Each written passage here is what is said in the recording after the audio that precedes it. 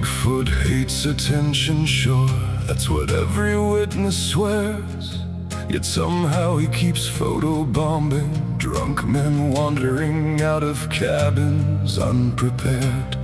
And Ness is supposedly hiding in a lake that tourists mapped for years.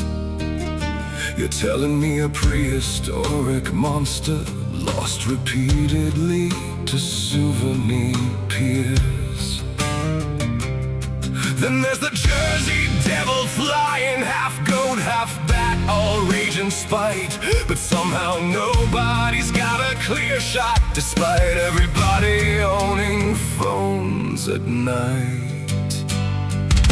Still we gather around the fire, trading shadows for belief. Every story bends a little under logic's sharpened teeth. Yet somehow when the woods go silent and the night air starts to shift, even skeptics start remembering why these stories still exist.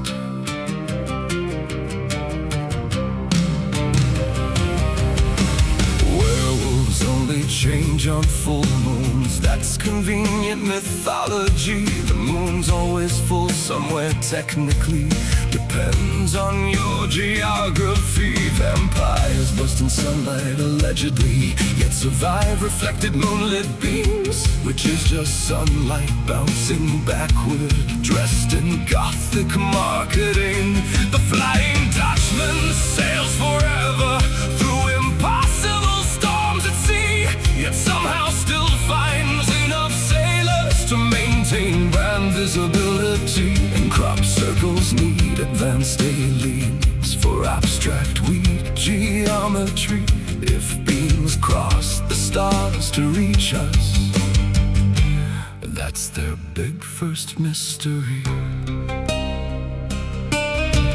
Bloody Mary kills in mirrors, though mirrors didn't always exist. Did ancient spirits pause operations till humanity invented bathroom kits? And Slender Man wears a business suit. The detail alone should raise concern. And ancient cosmic horror choosing corporate formal wear feels oddly modernized and learned. The Mothman warns of disasters coming, then vanishes before the fall, which feels less like prophecy and more like the world's worst emergency protocol. Still we whisper through the darkness like our ancestors before, adding teeth to every creaking house and ghost behind each door. Every generation swears their version must be true, then hands the tale to frightened kids like frightened people do. The Yeti leaves giant footprints in places nobody survives, yet somehow all the evidence appears near guided mountain hikes. The Kraken dragged down ships for centuries till cameras filled the seas. Now suddenly the monsters vanished. Strange coincidence indeed. And haunted houses always seem to target wealthy families first.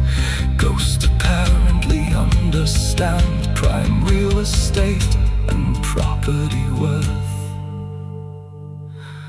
Then there's ancient cursed tombs warning thieves of death and pain. But honestly, if I were buried rich, I'd probably haunt grave robbers just the same. And maybe that's the point of all this, not proving monsters walk the earth, but dressing human fear and guilt in stories easier to rehearse.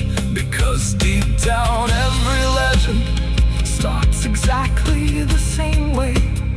Somebody hears the dark outside and hopes the dark will stay away. So the campfire slowly dies down.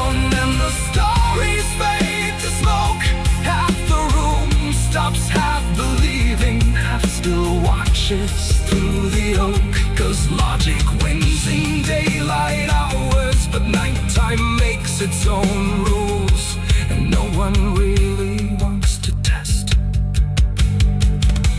if all the legends are just fools.